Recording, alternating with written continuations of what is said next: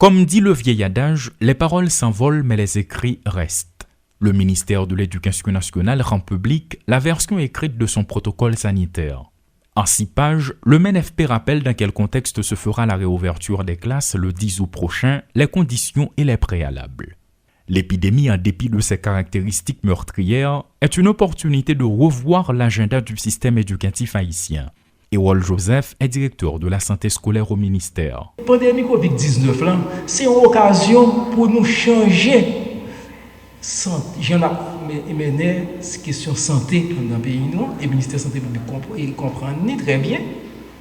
C'est une occasion pour nous changer le système éducatif, pour nous améliorer, parce qu'apprendre toutes les questions concrètes de la vie, apprendre à vivre autrement, développer la solidarité sociale, une solidaire avec l'autre, eh bien, je pense que c'est une occasion pour changement ça fait. Le port du masque, le nettoyage systématique des salles, la disponibilité de l'eau et du savon pour le lavage des mains, autant de points sur lesquels l'accent est mis. Les salles doivent contenir 25 ou 30 élèves au maximum qui doivent être éloignés d'au moins 1 mètre de manière frontale et latérale.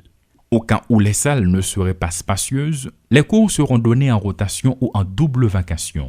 L'enseignement peut se faire aussi en plein air si besoin se fait sentir, indique le document, affirmant que les inspecteurs veilleront à son application. Si l'école n'a pas de l'eau, le pas fonctionner.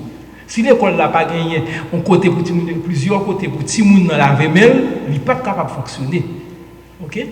Et si l'école n'a pas gagné, pas respecté autant que possible les règles de l'effectif et la distanciation physique, il n'est pas capable de fonctionner. L'organisation des récréations, le transport des écoliers, tout est pris en compte, y compris les clubs de santé et la participation des enfants. L'ensemble des conditions est réuni du côté du MNFP, mais ce n'est pas suffisant. Les directions départementales de l'éducation, les infirmières ainsi que les agents de santé polyvalents et de la DINEPA doivent apporter leur contribution pour sauver l'année académique, explique M. Joseph. Les parents des élèves constituent aussi un maillon essentiel de la chaîne, ajoute-t-il. Et le club de santé a gagné, ça nous relève le comité de gestion qui gagne la donne un parent et un professeur. Ça signifie que non seulement élèves là a participé, mais parents, professeurs là. Et puis l'autre volet qu'on y a là au niveau communauté, c'est les collectivités locales. Les collectivités locales, il y a prend bagage ça en charge et qu'il y a un échange tout entre eux pour permettre que tout bagage ça réalisé. Nulle part dans le document, il n'est indiqué de sanctions à l'encontre des établissements qui ne respectent pas scrupuleusement les normes, que ce soit dans la sphère publique ou privée. Toutefois, le directeur de communication du MNFP, Mélodie Vincent, n'esquive pas cette question. En cas de non-respect du protocole, le ministère sera très strict. Il est clair qu'on l'école qui pas aux normes, il est arrivé jusqu'à suspension d'activité et pour le mettre aux normes, pour nous reprendre. Parce que il n'est pas question pour nous mettre des victimes en danger pendant la reprise de l'école.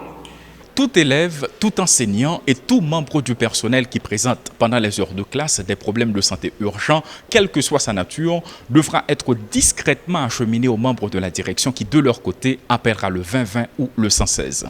S'il s'agit d'un cas suspect ou avéré de Covid-19, cette personne sera placée en quarantaine, subira le test de dépistage et ce, dans la confidentialité la plus stricte en vue de prévenir la stigmatisation, la discrimination et la violence selon les prescrits du protocole sanitaire élaboré par le MNFP sur demande du ministre de l'Éducation nationale. Elissidue Lassin et Rudolphe Pierre-Louis pour Télémétropole.